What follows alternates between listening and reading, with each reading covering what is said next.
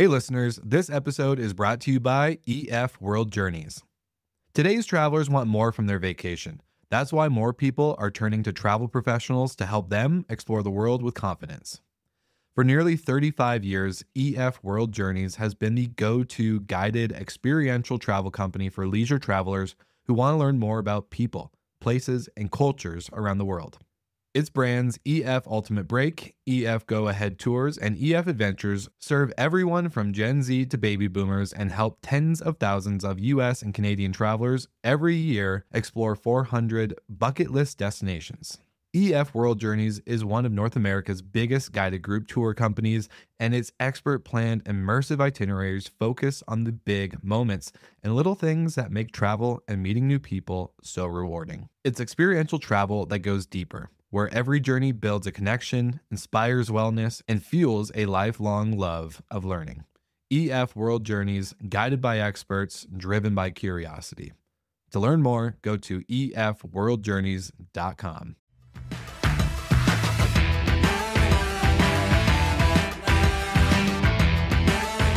Hello, everybody. Hello, listeners. It is Sarah Kopit and Seth Borko back from our summer breaks. And I will say that, usually Seth and I do a little, hello, Sarah, hello, Seth. But I will say this time we have a little bit of a special announcement. While we were gone, Seth got married. Yeah, that's right. I got a ring now. Yep.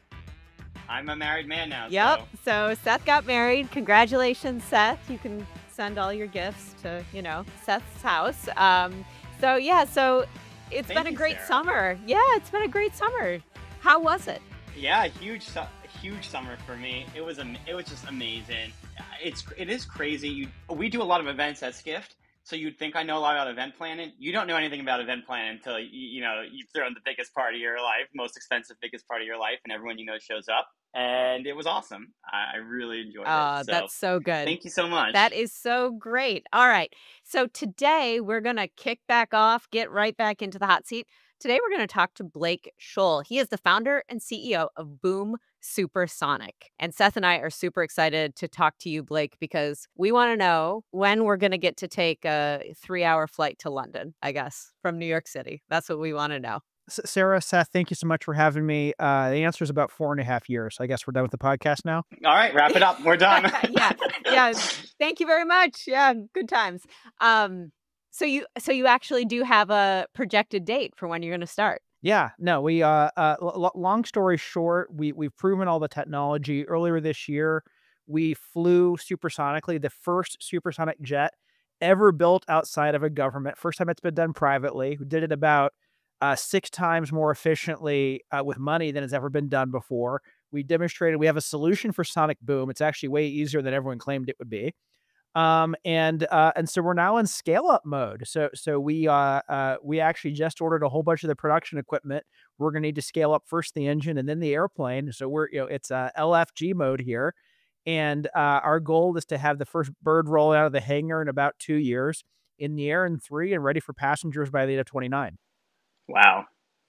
That doesn't feel that long, but it doesn't feel that long at all. That's going to be here tomorrow before you know it. Yeah. No, we've got a lot of work to do in the next 4.5 years. So the Boom team is very much on their toes, working long, smart, and hard. Not any 2 out of the 3. We got a lot to get done, but everything ahead of us is doable. And in some ways, the hard parts are in the rearview mirror.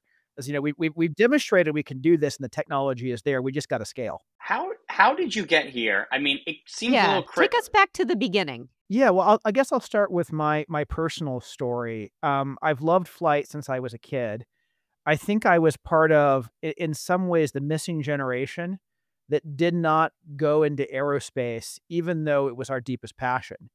As I was growing up, I remember drawing, napkin sketches of airplanes that I wanted to, build. I had a little RC airplane that I frankly only half put together. But I saw myself as kind of an innovation person, a creation person. And so I didn't go to, a Boeing or whatever, because nothing exciting was happening there. I went and studied computer science, and I went to Amazon in 2001 when my family thought it was a bookstore. And so I had a kind of a first career in tech, because that's where innovation was happening. And yet, the flight bug bit me. I started taking flying lessons when I was in college.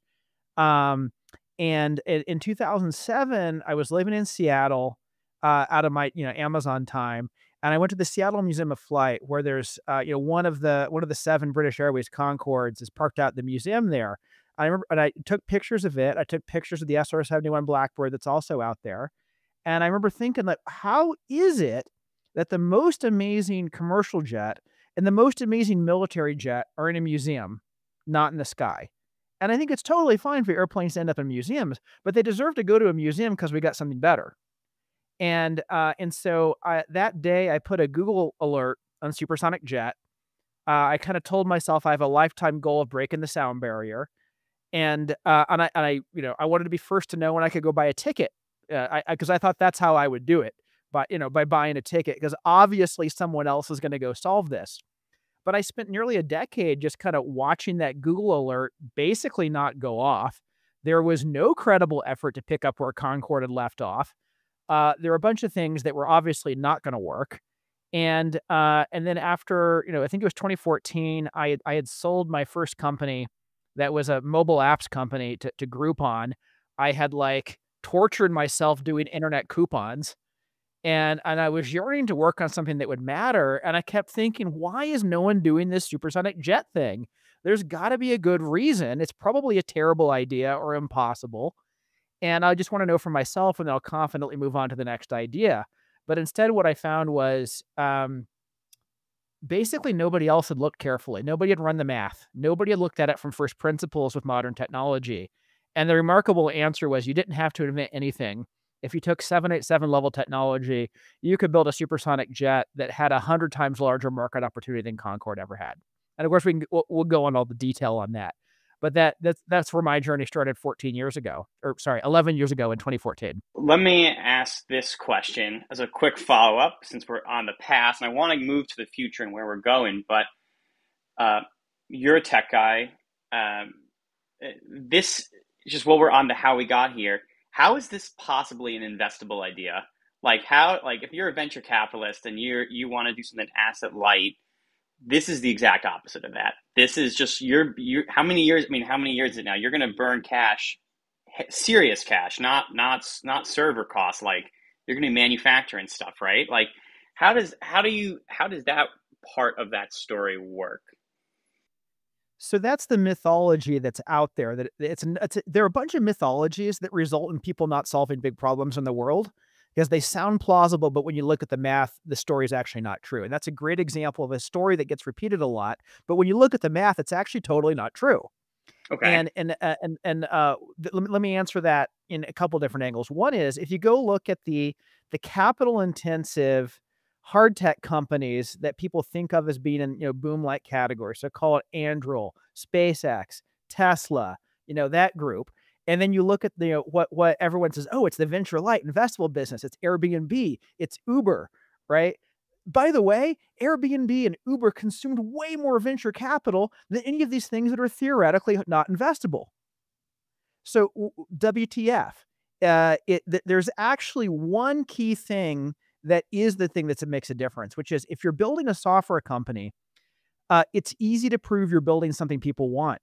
It only takes like a seed round to go build a prototype and ship it.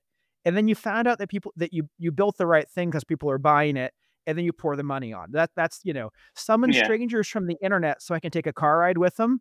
That doesn't sound like a good elevator pitch, but it turns out it's actually a great business, or even worse, like find a stranger on the internet so I can sleep on their couch. Also sounds like a terrible pitch, great business. But you can test those things cheaply. We cannot test whether we have unlocked supersonic flight by spending billions of dollars to build a supersonic airliner and then seeing if anybody wants it. Concorde did that. It was an abject failure. So that's why mechanisms like pre-orders are so important, because it is a capital light way of demonstrating that we're pulling on a profitable thread here. And we've done that. And that's why it's so important United, American, Japan Airlines are with us on this. And they're saying, boom, if you had a warehouse full of these jets, we take them and we take a boatload of them tomorrow. So then the only investor question is, can we do it? Yeah. And by the way, if we do it, the size of the prize is astronomical. right? Yeah. Like by definition, if you look at all across the history of flight, whenever airplane, up until the 707, every generation of new commercial airplane was faster than the one that came before it. And as they went faster, air travel became more practical and more people flew more places more often. The market kept getting bigger. And then we like lost our way in the 70s. We built the wrong thing with supersonic. We banned supersonic over the US and we stumbled in the woods for 52 years. But fundamentally, now that we've seen that blocker can be removed, when you build a faster airplane, the market for travel gets bigger.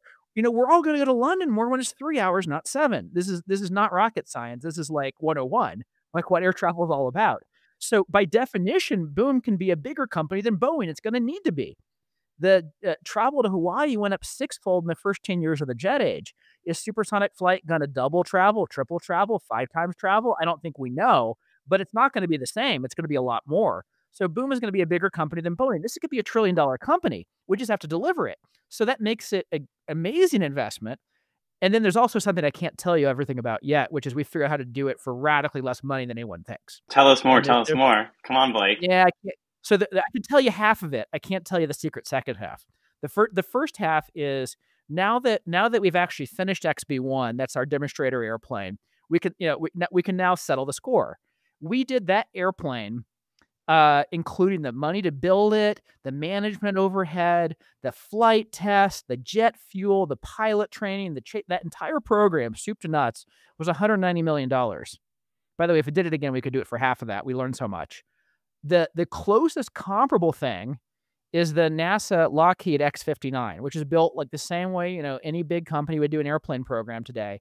And they're at $1.2 billion, and the thing just barely started taxi test. They started before we did. They haven't flown yet, let alone broken the sound barrier. So we are a minimum of 6 times more capital efficient than the old guys, right? So people say Boeing would take $10 or $20 billion to do this. Great, take that at face value, divide by 6. You actually end up with a relatively small amount of capital. It's a couple billion, $2-3 billion. And then there's a secret second part for how that's going to get cut by about 90%. I can't tell you that yet, but we've got something pretty special up our sleeve.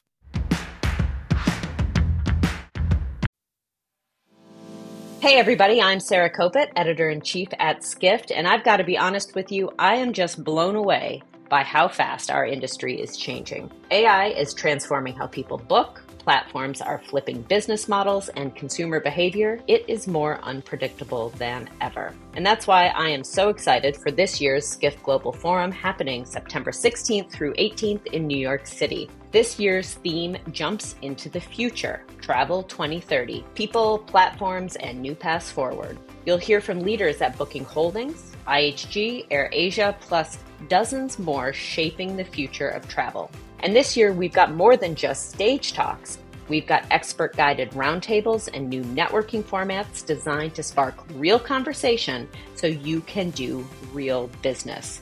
Expect it to be more interactive, more personal, and more valuable than ever. Join me and the rest of the industry at Skift Global Forum. Use the code PODCASTS for $800 off the full price at live.skift.com. Hope to see you there.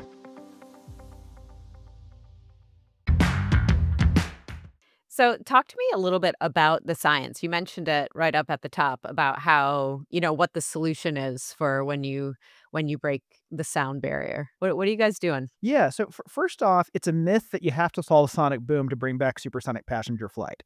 It turns out like the most painful flights in the world that most need acceleration are those long transoceanic ones. It's the North Atlantic, it's the Trans-Pacific. Like LA Sydney is something like 15, 16 hours of misery. You try to sleep through it. Sleep if you get in business class. You get 8 hours of sleep, and then you got a whole other day to go still. And that's 99% over water. So that you make a boom where no one's there to hear it, it doesn't matter. And so there's a huge market just for that. You don't have to solve sonic boom. You don't have to be able to fly supersonic over land to crack this thing open. And that's actually where we started. Now it turns out the sonic boom is not the boogeyman that everyone claimed it was. And there are these physics that people have talked about for a long time that the nerds call it Mach cutoff, where the boom actually refracts in the atmosphere. It makes a gigantic U-turn and never reaches the ground. And so there's a, if you're in a hot air balloon at 20,000 feet, you'd hear it. But like, what are you doing in a hot air balloon at 20,000 feet? And so that had been talked about for a long time. We actually demonstrated it's practical 6 times. And so we could double click on the physics. It's, if you're curious about it, go to our boomsupersonic.com and click on Boomless. Shows you exactly how it works. But basically it's software. It's not about the airplane. It's about how you fly the airplane. If you have the right altitude and speed, you can control the geometry of how sonic boom propagates through the atmosphere, and nobody on the ground ever hears anything. So, and that's 100% software solution. Like, we could retrofit Boomless Cruise onto a military fighter jet with an iPhone app. So forgive my ignorance, but how did Concorde do it? I don't know. Yeah, so Concorde flew supersonic over water. They didn't have an iPhone or an iPhone app, Yeah. right? So they didn't know how to. The Concorde is missing 2 things that was needed. One is the software algorithm that would tell them what speed they could fly given the day's weather. They didn't have that. And then number 2 is they didn't have engines. So to do this, it works up to about Mach 1.3. And if you know the physics of supersonic flight, the closer to Mach 1 you are, the worse it is. It's efficiency wise, it's actually more efficient to fly faster. So right around Mach 1 is where you end up with the high drag. And Concorde did not have the thrust to drag margin to fly transonic without afterburners. And you flip those afterburners on, and boy, they're cool, right? There's a flame coming out the back of the engine. It's rip-roaring loud. If you're a nerd, you love it. But if you're an economist, you hate it, because I think it was plus 17% thrust for plus 78% fuel flow. It's a really inefficient way to generate thrust. And Concorde was burning so much gas in that speed regime that they wouldn't be able to cross the country. So it wasn't, they didn't have the software to do it. They didn't have the engines to do it efficiently. And so those 2 problems are solved. The software, who knew my software background would actually be really useful for solving sonic boom. It's actually algorithms out of computer gaming, something called ray tracing, that is critical to the software algorithm. And then, hey, we've got a modern turbofan engine. We're building on 50 years of improvements in how you build engines. You don't have to have an afterburner to go supersonic. You just have to have more thrust than drag. And with our Symphony engines, and by the way, the Rolls-Royce engines we were flirting with couldn't do this, but with our engines, we can generate plenty of thrust with no afterburner right around Mach 1, and so we can hold Mach 1 to Mach 1.3. Not as efficiently as we can hold Mach 1.7, but we can hold it. And we can break the sound barrier to sufficiently high altitude that the geometry for Boomless Cruise works. I mean, you opened with the SR-71, and some of our listeners will be they will have glazed over that, and some of our listeners will know exactly what the SR-71 is and why it matters to this conversation. Those engines were incredibly complex. Like, this was, Sarah, I don't want to assume what camp you're in, but the SR-71 is this like Mach 3 stealth spy jet, and it has these crazy engines with these fancy nacelles and retractable this and that and all this insanity that made it a nightmare to maintain. It literally leaked fuel on the ground. It burned through all that stuff. I mean, is that the kind of thing that you're doing as your engineer in your new engine, or is it going to look? No, I mean, you know what I'm talking about, right, Blake? Yeah, no, I know exactly what you're talking about. The SR-71 was a really remarkable airplane. I think it was the most amazing airplane ever made. So much invention for that. So much of Kelly Johnson's genius, the designer, in figuring out things like... For our listeners, Kelly Johnson, the head of Skunk Works, legendary Lockheed Martin aircraft design. Yeah, I think Kelly was the most amazing airplane designer ever to walk face of Earth. I want to mint a new Kelly Johnson. One of his brilliant things you kind of see echoed in a lot of what SpaceX does now, which is, Elon calls it make the requirements less dumb. And Kelly kind of could figure out, for what he was setting off to do, which in this case was a high altitude spy plane that could outrun missiles, that some other things didn't matter, like did it leak fuel on the ground. And he did it with 1960s technology, and for a military context. And by the way, I have it in pretty good authority that wasn't a Mach 3 plane. If you look at people won't tell you the real speed because it's classified. Oh, you There's think a it's, tell, it's which is higher? we'll look at the cockpit and see what the Mach meter goes to. That's the giveaway. That's in a museum. You can see that. And there's a 4 on there, and that's not where it ends. Yeah. So that going Mach 4 is way harder than going Mach 1.7. So Yeah. at Mach 1.7, they're two really important, which is what our initial cruise speed is for Overture. Two important things to know. One is you don't need any new technology or any new science. This is a 787 20-year-old technology level airplane. It just, we shrank it down. We made it long and skinny. We gave it the right kind of wing, and we put 4 engines instead of 2, so we can go twice as fast. Technologically, that's it. There's no new science. There's no new materials. It's state of the art, but it's not past state of the art. So it doesn't leak fuel in the ground. It doesn't. 1.7 is way easier than 4. Now, of course, our ambition goes way past that. There will be an Overture 2 and Overture 3. We want to get the cost down so more people can benefit from this. We want to get the speed up. By the way, getting the speed up is part of how you get the cost down because of utilization. Yeah. Right? You go twice as fast, you can get twice the leverage off the airplane and crew. So this is why the jet flights to Hawaii today are more economic than a propeller flight would be. The propeller airplane would actually be more fuel efficient, but the jet's cheaper because it can run laps around the propeller jet or propeller plane. So you say this isn't technology, but it is new government regulation, so to speak. How did Boom get this kind of across the line with the government in the United States of America? Like, where did you start and how did you get there? So the punchline is we reversed 52 years of bad regulation, literally banning supersonic in 115 days.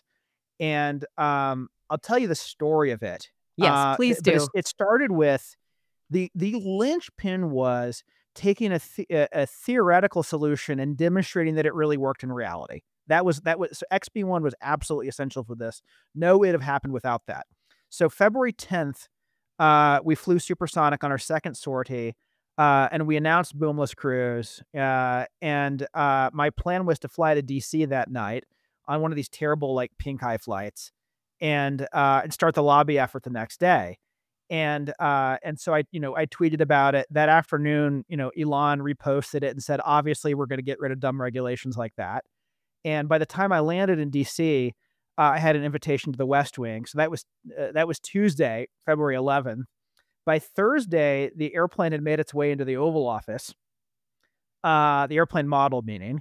And there's a picture that went viral with the president holding a model of the Overture supersonic jet in the Oval Office.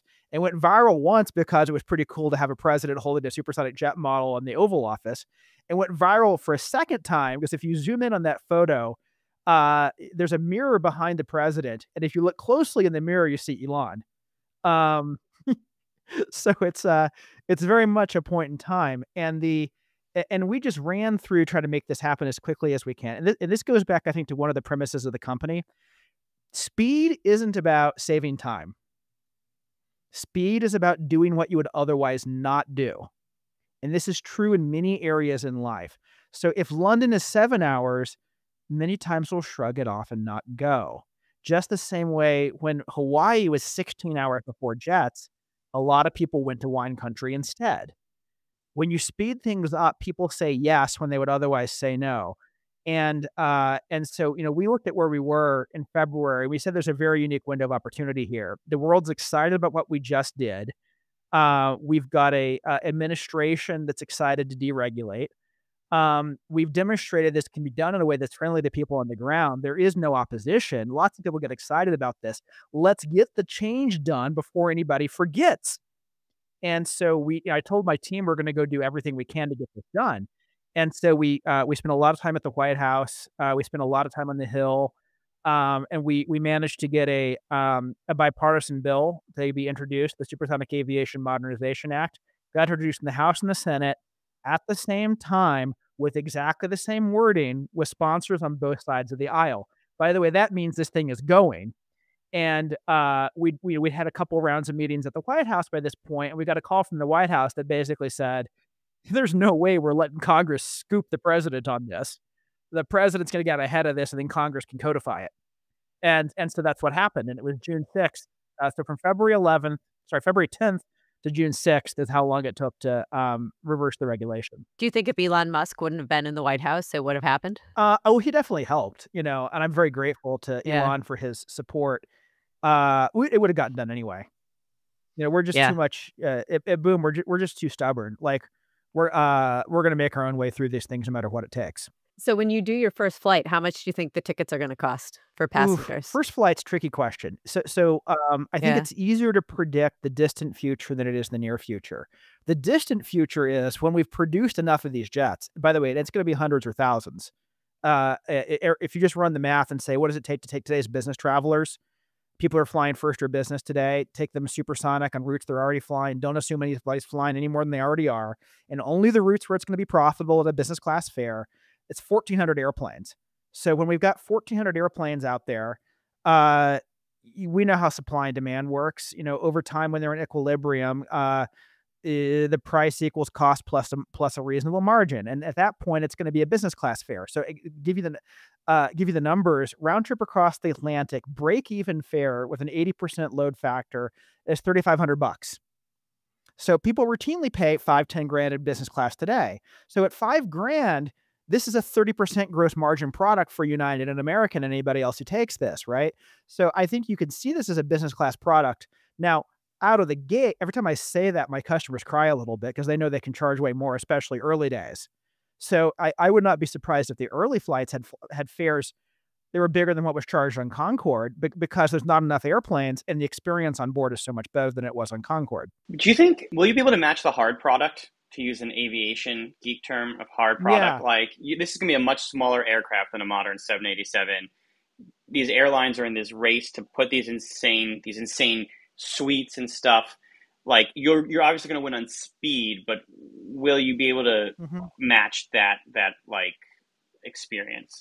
Am I going to get to lay down? We're gonna beat on the hard product, but you have to think about it the right way. Now, to think of like domestic first class, right? What do people pay for a 3, 4, 5 hour flight? They don't pay for a flatbed. They pay for a nice seat and a good meal, right? They're there to fight their way for a couple of free glasses of champagne at a lounge, Blake. Come on, don't you? We should talk about lounges. But don't get me started. So if you're going to have a daytime flight and it's 3, 4, 5 hours long, there's no sense in a flatbed, and it's not what people expect today. So what happens is transatlantic starts to look like domestic first, and so hold that concept in mind. And now what we actually have is way better than domestic first. And we haven't shown it yet, but it will be a first ever pretty cool interior in a narrow body. And I can't wait to show you guys. I think passengers are going to love it. People are going to say, wait a minute, how in the world did you do that in a narrow body?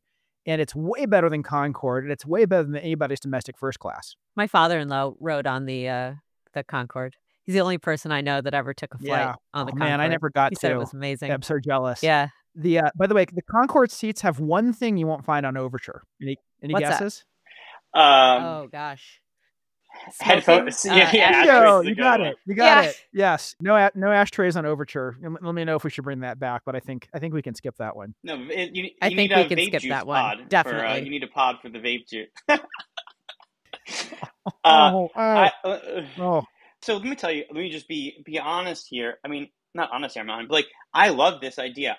I have to tell you, Blake, I have brought up this idea multiple times, and I will grant them some anonymity, but I've brought this multiple times to multiple people, like serious people in the airline industry, and they remain very skeptical. And I'm sorry to push you on this, and I know you must get a lot of this. And I'm a believer, but I mean, I actually, this is a public one. I got to ask the CEO of Air France on one of our events. And I actually asked her, I said, you're one of the only 2 airlines that's ever flown a supersonic aircraft, ever. That's a really rarefied club. Would you ever fly one again? And she said, I don't think we could ever make it work. I remember that. I asked her that question. I remember her saying that it's expensive. It's complicated. The route networks are different. Sustainability is a priority now. She gave a whole litany of reasons. And I want to be a believer. I want to be in London in 3 hours. But how do you think about that sort of stuff, Blake? I mean, of course, people have those reactions, right? This is how it always goes. I mean, think of what the story was about SpaceX, before they landed the rocket for the first time and reflew it. It Yeah. was like, no upstart's ever going to do this. There's not even a point in reusability. There's not enough demand to make reusability useful. The launch market is too small. By the way, the technology is not there. Really, only the big government contractors could do anything, and they all say this isn't even useful to do, right? So like this is the way it always goes. Is if everybody thought this was obvious, it would have been done a long time ago. And so for a mistake smart people make, I think this is the biggest mistake made by smart people, is a failure to notice a change in context. And by the way, everything that Air France CEO said about Supersonic is true of Concorde. But mind you, that was a 1960s airplane that was not built with commercial motivation. This is really important to remember. Concorde didn't try to have commercial economics. They tried to beat the Russians. It had every bit as much of commercial intent as Apollo. And the Russians did technically build one. There is a Tupolev that They goes did. supersonic. Right? But by the way, when you do things for national prestige, there is a road to freaking nowhere. I get very passionate about this. Apollo, a disaster. We could land on the moon in 1969, can't go anymore. Why? Because we did it in a way that didn't make any economic sense, and it made a fat and bloated supply chain that doesn't know how to get anything done. Same thing's true on Concorde, right? Except it's worse on Concorde. Concorde, we at least pretended to have an economic model. People were supposed to pay to fly on the thing. But by the way, $20,000 adjusted for inflation for a tiny, uncomfortable seat with an ashtray, right? It doesn't make any sense, especially 1970s demand. How can you fill 100 seats at $20,000? You can't even do that today, right? Okay, but fast forward to today. Two things are different. One is we got a whole bunch of new technology. We got carbon fiber composites. We've got turbofan engines. We can design and optimize this thing in software, not in a wind tunnel. We can make the thing much more aerodynamically efficient. We can make the engines more efficient. It doesn't need an afterburner. It doesn't need to be as loud. By the way, we can software solve sonic boom. So the tech story is totally different. By the way, you can also design it to be economics. Our engineering team could build any supersonic jet we ask them for. There's a whole universe of potential airplanes, right? We could build a 4,000 nautical mile 60-seat airplane. We could build a 5,000 nautical mile 30-seat airplane, right? Which one's the one to build? So the exact what is Overture? There are 1,000 choices that go into it. How many passengers? How much range? How do we think about range versus fuel economy? How many seats? How nice are the seats? These are all trade-offs. And they're not made, Concorde kind of made them in a vacuum. We made them with a very sophisticated economic model with United and American and Japan Airlines flying in close formation with them, because we said we want to build you an airplane that your passengers are going to want to fly in, not just once for a bucket list, but over and over and over again, where they're going to be willing to pay a fare that's going to make a lot of money for the airline. And so that's different. The technology is different. The economics are different. And by the way, there's about 3 times more international travel now than there was when Concorde shut down in 2003. So all of that is different. The people who are throwing sauce at this are living in the 1960s. And it's like saying, imagine in computing that we had mainframe computers, right, in the 60s, and they were the size of like a room, and you had to be like a bank or the IRS to afford one. But imagine we never changed that, and we just kept building a more efficient mainframe. Then people would swear up and down you couldn't possibly have an iPhone. You're working very clearly in aviation. We work in hotels sometimes, and I hate to tell you, if you've ever looked under the hood of a hotel system, you might see some mainframe tools, and even at some airlines. Actually, I shouldn't knock the hotels. I think there are some airlines running some mainframe technology. Maybe you can tell me why it takes so darn long to check into a hotel. It's like you stand there and it's like with the writing, a novel in order to check you in. We cannot tell you that. It's a mystery. It's a great mystery of the world. We'll never know. Somebody listening to this, please fix it. Please fix it. Thank you. That's me. After you fix supersonic travel, you can fix. Let me ask you. I have one more kind of series of questions that I want to ask you, Blake, as we wrap in. If you're okay to keep talking for a little bit longer. I've enjoyed this conversation a lot. I love thinking about the future and what it could mean. Could you help us, and just almost for fun for our listeners, think through some second order implications? We do have a lot of hoteliers, a lot of destination, CEOs who run destinations who listen to this podcast. They're not all aviation geeks.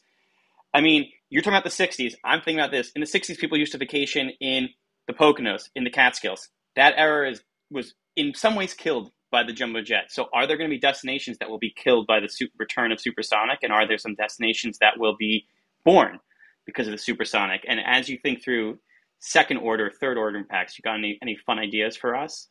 This is my favorite question, and I think it's a really, really insightful question. I personally am way more interested in birth than death. The best way I think to key on this is to look back in history, as you just did, at what happened when we went to the jet age. So Hawaii became a tourist destination for the first time. Companies like Nike got their start because you could build a global supply chain. The Beatles took the first world tour. All of those happened very specifically in the 1960s because it would not have been practical 10 years earlier with the slower airplane. Sports. One of the most fun things, I'm not a big sports guy, but prior to jets, baseball, in fact, all major league sports, were like a northeastern U.S. thing. Within 6 months of the first transcontinental jet service, the Brooklyn Dodgers moved and became the L.A. Dodgers, and major league sports spread coast to coast. So it's not just about where you can go; it's what can come to you. So supersonic flights could be another click forward on that. Like I was talking with somebody from the NBA recently, and they said, well, we play a few games in Europe, but we actually have the data that shows that transitioning time zones, the jet lag effect, materially reduces player performance. So they don't want to do it that much. Okay. Supersonic jet, you can go fly US to Europe, play a game, turn around, come back. And by the way, Overture is going to be big enough that the NBA players could actually stand in the aisle. It's going to be awesome.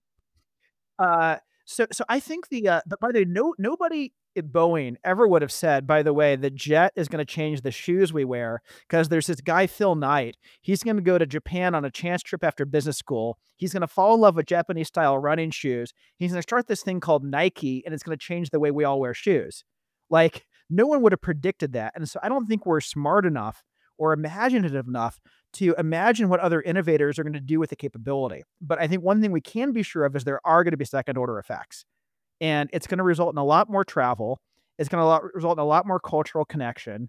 And what does that look like? Oh boy, I can't wait to find out what other people do with this when they get the airplane. What's the first route? What's the first supersonic route that you're gonna fly that you're most excited for? It's up to the airlines, right? I mean, if you let it be run by business case, New York, London is something like a $4 or $5 billion business class travel market, just that one city pair. And so that's the obvious one to go do economically. My hope is that the airlines will choose to do a city pair that Concorde never flew, because it will help send the message this thing is way more than Concorde. It's not New York, London, Concorde warmed over. It's a completely different era. So let's do something like Chicago to Frankfurt, and let's do that overland part supersonic with no boom, and then open up the throttles over the Atlantic and make a boom, but go even faster. Oh boy, that's going to be fun. Let's go set a speed record. Will you fly one? You think you'll ever fly one, Blake? Chicago to Frankfurt. Oh yeah. I have two personal commitments. Number one is, so I never got to fly on XB1 because there's only one seat and it was for a test pilot. But Overture, I will be on the very first test flight along with the pilots. And my second commitment is I'll have my Overture type rating by the time it enters service. So there's no way I'm not going to miss out on that. All right. Well, let us know how Frankfurt is when you fly there, huh? Well, on one of those record-setting flights, there's definitely a seat for you, Sarah. Definitely a seat for you, Seth. So you can hold me to that. All right. Thank you so much, Blake. This was a fascinating Awesome. conversation. We really appreciate you coming on. Thanks. Had a lot of fun. Thank you both. Thank you for listening to the Skift Travel Podcast. Wherever you're listening, please make sure to subscribe. If you like what you're hearing, rate us 5 stars or leave us a positive review. It really helps get the word out about us, our podcast, and make sure that we can still continue to bring it to you free of charge every week. If you're watching on YouTube, be sure to like and subscribe. And don't forget to hit that notification bell as well. That way you'll know every time we have a new episode. Hey listeners, this episode is brought to you by EF World Journeys. Today's travelers want more from their vacation. That's why more people are turning to travel professionals to help them explore the world with confidence. For nearly 35 years, EF World Journeys has been the go-to guided experiential travel company for leisure travelers who want to learn more about people, places, and cultures around the world. Its brands EF Ultimate Break, EF Go Ahead Tours, and EF Adventures serve everyone from Gen Z to baby boomers and help tens of thousands of US and Canadian travelers every year explore 400 bucket list destinations. EF World Journeys is one of North America's biggest guided group tour companies, and its expert planned immersive itineraries focus on the big moments and little things that make travel and meeting new people so rewarding. It's experiential travel that goes deeper, where every journey builds a connection, inspires wellness, and fuels a lifelong love of learning. EF World Journeys, guided by experts, driven by curiosity. To learn more, go to efworldjourneys.com.